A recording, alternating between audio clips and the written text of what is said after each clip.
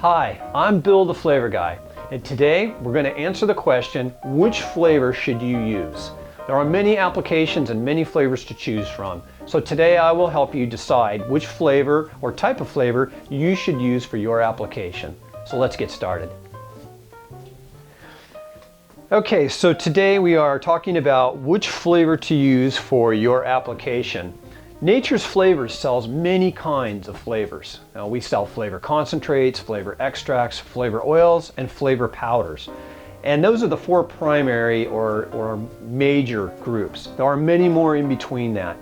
But today we have representing here in front of us a lemon concentrate, which is an emulsion, a lemon oil, which is a lemon flavor soluble in an oil format, and then a lemon extract, and last, a lemon powder. So flavor concentrates are used primarily for baking, and flavor concentrate is the oil emulsified in gum acacia or gum arabic, and you can use them for baking, for beverages, for ice creams. Flavor concentrates are probably the most versatile of all the flavors that Nature's Flavors carries. Next we have a flavor oil, and flavor oil is really limited on its usage.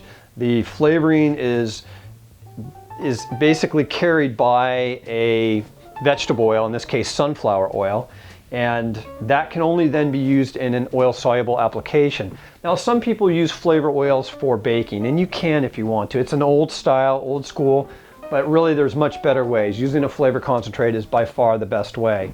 So what can we use with flavor oils for? Well, lip balms.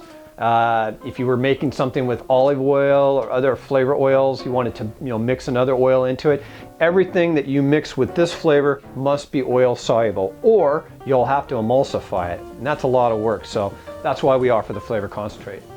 Now we have the extracts, and an extract is really just the flavor oil that's been extracted using alcohol, water, and salts, and we remove the terpenes and the bitter notes that would really make the flavor not very appealing, bitter aftertaste, and not clean and fresh. An extract is clean, it's fresh, and it's great for making a clear beverage or anything where you need it to have a clean or clear finish.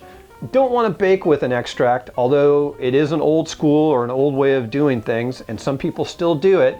We recommend you stick with the flavor concentrates, but you can use an extract if you're sticking to one of those old formulas, maybe something from your grandmother's cookbook. Extracts are almost always used to make a clear beverage, so like a 7-Up type drink or a Sprite, that type of thing. And last, we have a flavor powder. Now this is the oldest style of flavoring things. And 100 years ago, they used a lot of flavor powders for baking, for almost everything for flavoring. Not really the best way anymore. Flavor powders are good when you have a powdered formulation and you got to stay with it. So if you were making a muffin mix and you wanted it to be a dry mix and put it up for a long period of time, say you were making a lemon muffin and you wanted to make enough to make a few batches over the next couple of months, then you'd want to use a flavor powder.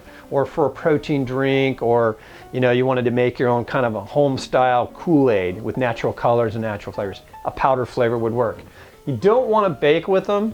They're not very strong. They don't last very long. They don't take a lot of heat like a flavor concentrate. So really, flavor powders are really limited to what you use them for. One more thing about flavor oils. If you're making lip balms or even candles and you wanted a real fruit flavor, you can use this to flavor or fragrance a candle. Okay, that completes our demonstration of which flavor to use. I'm Bill the Flavor Guy. Keep your questions coming, and we'll see you soon.